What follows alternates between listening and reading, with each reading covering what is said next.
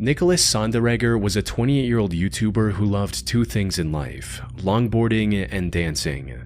He uploaded nearly 80 videos of himself doing both of these on his channel named Sunspeak, though his ultimate dream was to become a professional dancer. By 2017, he was living in San Diego with his friend Austin to try and make his dream come true. However, the two were completely broke and couldn't afford California's high rent prices. So, with no other option, the two decided to live in tents or random trailers they could find in the Salton Sea area. Salton Sea used to be a popular tourist destination at one point due to its status as an oasis in the middle of the desert. But the water and the surrounding area became extremely toxic over time, turning it into a complete ghost town. On the flip side, this also made living there essentially free, which is what Nick and Austin were after. But what neither of them knew at the time was that the true danger of Salton Sea had nothing to do with its toxic climate.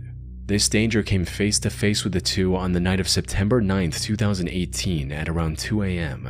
They were asleep in their tent when suddenly they were jolted awake by an extremely loud scream coming from the tree line not far from their camp. Fearing for their safety, they decided to just ignore it altogether and go back to sleep. Or that's at least what Austin thought.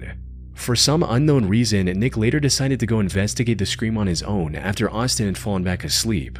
By the time Austin woke up the next morning, Nick was gone. He tried looking around for his longtime friend around town and discovered his flashlight lying on the ground just a block away from their tent. He immediately contacted the police and reported Nick as missing, who began looking for him almost immediately. But all they found was one of his boots, his pants, and his knife sleeve. His other boot, as well as his wallet and keys, were missing. More importantly, Nick himself was nowhere to be found.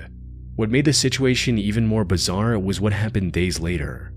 Austin returned to the same area he had already searched, but this time he found Nick's shirt and hat lying there, items that weren't there before. In other words, someone had likely placed them in that spot later. Sadly, the identity of this person was never uncovered, leaving Nick's case a complete mystery to this day. Nick's family has set up a website with all the information they have.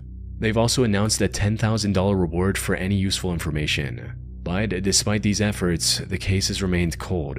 In fact, there are so few clues that I wasn't even able to find any solid theories either. Some have speculated that Austin might have killed Nick and hidden his body.